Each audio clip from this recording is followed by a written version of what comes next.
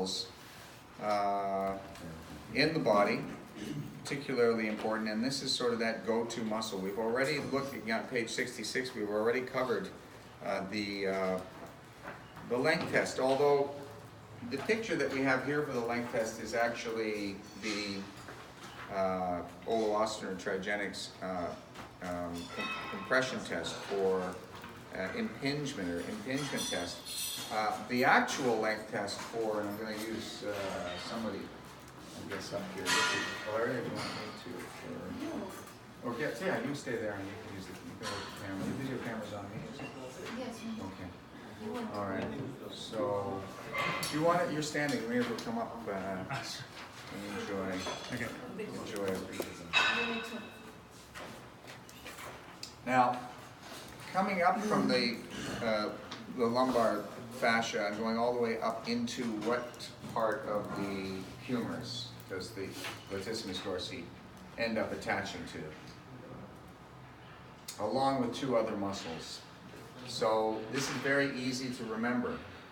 There's a really big sort of mountain on the outside.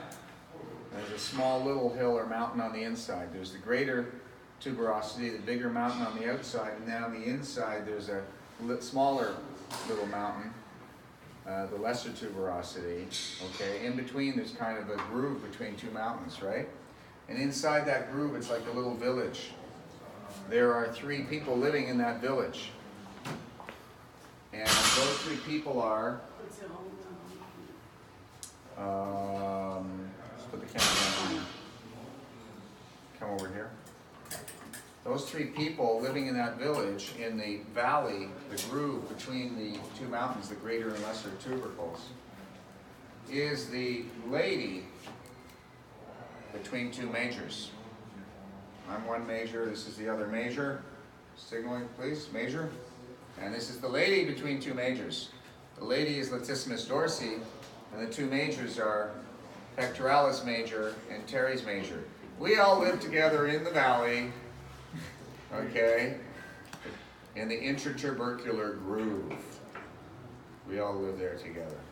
So latissimus dorsi goes up to and twists into the intertubercular groove, along with teres major and pec major.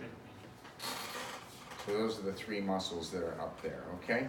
And that is on the inside of the inside of the humerus, the lesser tuberosity, as opposed to that's on the inside of the humerus. So if it's on the inside of the humerus, the muscles that attach on the inside, they do what? They internally rotate. The muscles that attach on the outside, the greater tuberosity, they externally rotate. The ones on the outside turn out, and the ones on the inside turn in. So what would latissimus dorsi's action be then?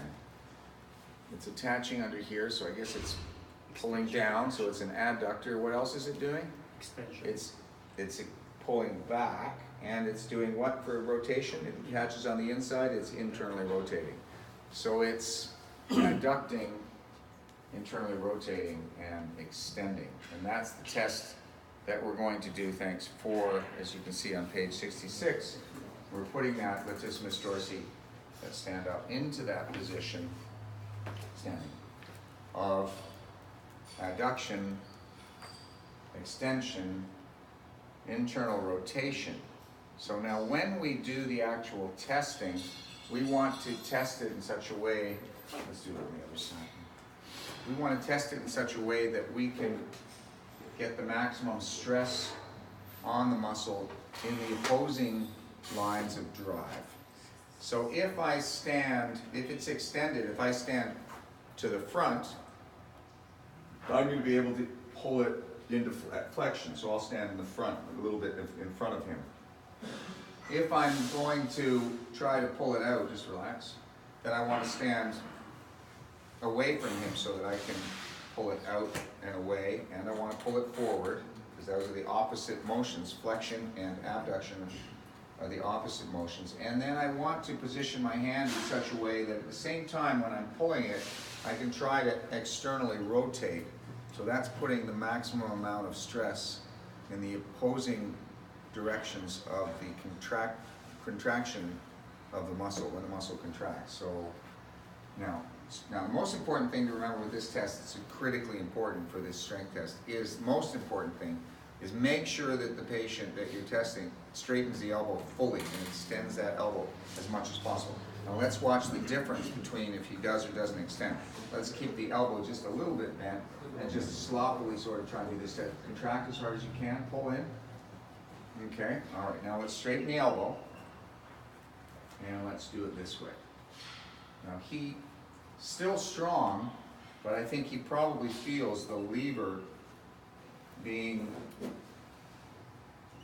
a lot more pressure and not as able to hold it in as if he bend the elbow a little bit. It's a lot easier to hold it when you bend the elbow. Usually it is, anyway, most people. So the key is to make sure you straighten the elbow when you do that test.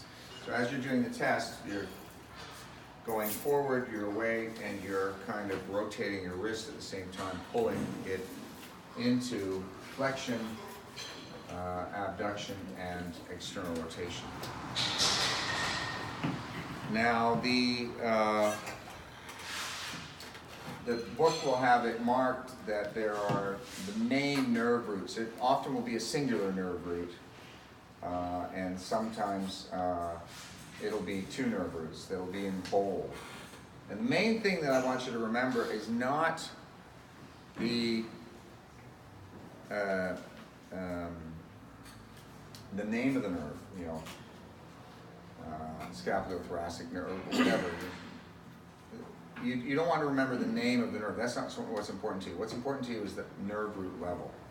Okay, so if we know that the nerve root level is primarily C6 and 7, and if we don't need to know that it's the thoracoscapular nerve. It's not important what the name of the nerve is. What's important is where is the innervation from the nerve coming from? What level is it coming from? That's the only thing that's really important. That's all I expect you to remember. So let's test it now. Again, we're going to do this testing, and then I'll show you how we're going to do strengthening and lengthening. And we already know. So again, positioning here, straighten the elbow completely. And I'm perpendicular. Even now, it's still perpendicular, even though I'm not strength testing. I'm still perpendicular to the appendage here, pretty much. Okay, so that's the test. All right, so now sitting down, let's take the shirt off, and let's face the screen. And I'm going to use a marker. Good. We're going to mark the whole thing. So we're going to take the whole shirt off. We're going to mark it all the way up. Yep. So I'm going to take the shirt off and mark it.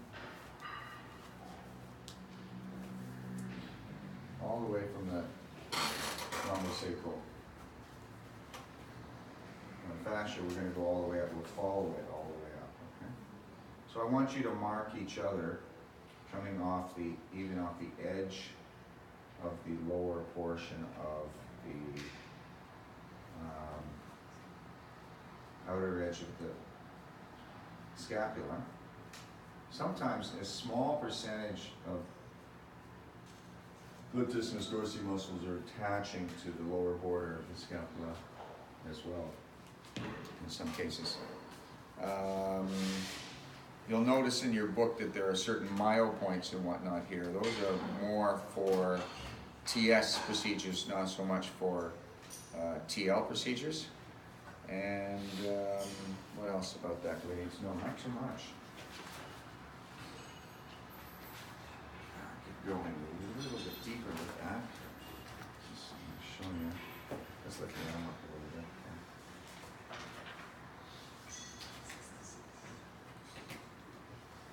Okay, down. Okay, good. All right, so if the muscle is found to be weak, here's your strengthening procedure for that muscle. What he's going to do is he's going to do the opposite of the lat pull down. So we already saw earlier today that the TL procedure is a lat pull down. Now this line, you may not be directly on the line with your PDM because, you know, there can be a whole series of lines here. I'm just drawing one for now just to show the direction of the muscle, and generally it'll be pretty close to the center point. But what he's going to do as he breathes out for TL is he's going to try to do a lat pull down. And we're not going to let him do that motion. So you can see that the little hatches are coming together and going apart. And there's his lat pull down. So what I'm going to do is get underneath. Now a lot of the times, okay, the PDM, if I get underneath from here, is very simple and straightforward. It's straight across, transverse. Can draw a couple of lines there for this, I guess, up in here. Just so you have it. Straight across. Breathing in, breathing out, and pulling down and back. Now what I'm going to have to do is I'm going to have to relax. So what I want him to do is I want everybody to do the breathing properly as well, okay? So when you do the breathing, you're going to breathe in through your nose and stomach. Stomach goes out. You're breathing out from between your teeth very slowly. In again, nose and stomach. Out through the teeth slowly. To the count again of at least 6 seconds. Now, the thing about this is that all of the movement for the patient is always done during exhalation. All of the movement is done during exhalation. So let's take a look at this now. Breathing. Breathing out and go hard as you can. Putting down. And relax. Now remember, this is kind of your real go-to procedure. Now, immediately after you do one pass, you'll feel that it goes up pretty much right away. Then you're going to feel where else does it feel like it needs it. Breathing in and go hard. And relax. You're feeling your way around because there'll be areas of softness essentially. And then you'll get up, even up to the very top in here. Just turn a little bit toward the crowd. Turn.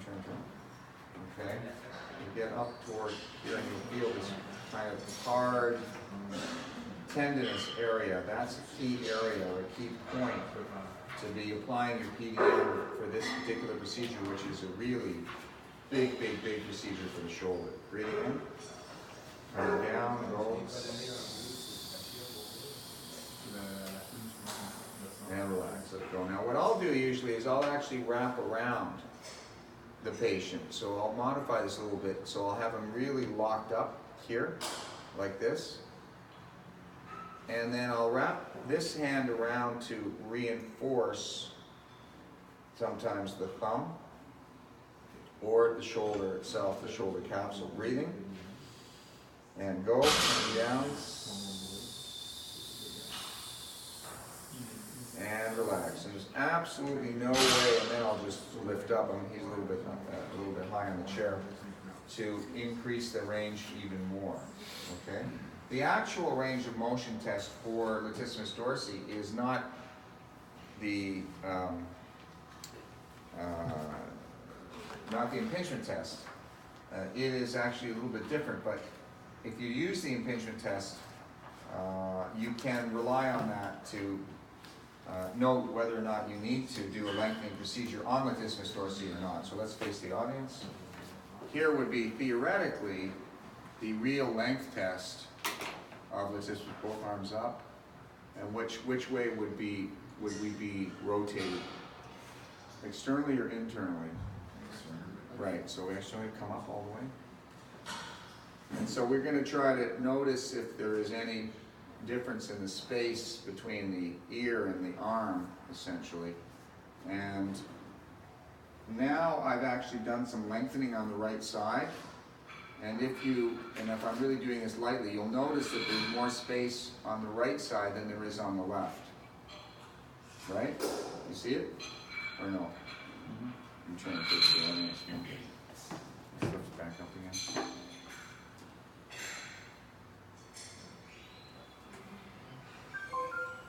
Okay, if you push, they pull it in, but if you just do it to the point where it's light, if I can push it, but I don't want to do that. That's not, the test is using some finesse.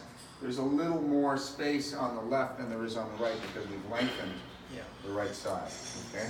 It's very light. You have to do this test very lightly. And you don't want the patient trying to help you. You don't want that. You just want to feel the initial point of resistance to be able to do the length test properly. Okay, now for strengthening it, let's face back around the other way here. For strengthening it, what we want to do is we want to go in the opposite movement of the contraction of the muscle. So the strength test is always starting in the opposite end range of the muscle to the length test. The length test and strength test are starting in opposite ranges. The length test is starting with the muscle elongated or lengthened. The strength test is starting with the muscle shortened. It's not complicated. Just remember that. That's so easy to remember, okay? So now what he's going to do is I'm going to apply a little bit of resistance. He's going to come up and he's going to externally rotate as he comes up. So he's going to go from here is internal rotation. He's going to come up and externally rotate as he comes up. Okay? Just relax it completely. I'm going to completely relax. Breathing. And go. Go. Good. I'm going to go down a little bit lower on the muscle. And go. Not as high into the tendons. Feel the bulk of the muscle here breathing. And you can actually do this lower breathing on the muscle as well. As he breathes out. Try to make that hissing sound because you want to be able to monitor your own exhalation, and you want the practitioner that's applying the procedure to be able to see that that you're breathing in a smooth exhalation. Okay? Any questions about latissimus dorsi, TS, TL? Okay, so this is a really big muscle.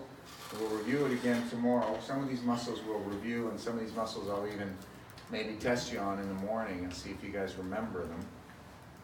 So because when we first start tomorrow, we'll do a little review and we'll do a little test, and then we'll continue on. So this muscle is going to be one that everybody needs to probably really put into their memory banks tonight. So this one, subspinatus and deltoid, those three you're going to have to know backwards and forwards, okay? So any questions? All right, so let's split up and do that. Right now we'll do about 7 or 8 minutes per muscle is essentially per TS, 7, 8 minutes TL. So 15 minutes per muscle essentially is what we want to be doing. So watch the clock. I'll come around and help you. Everybody.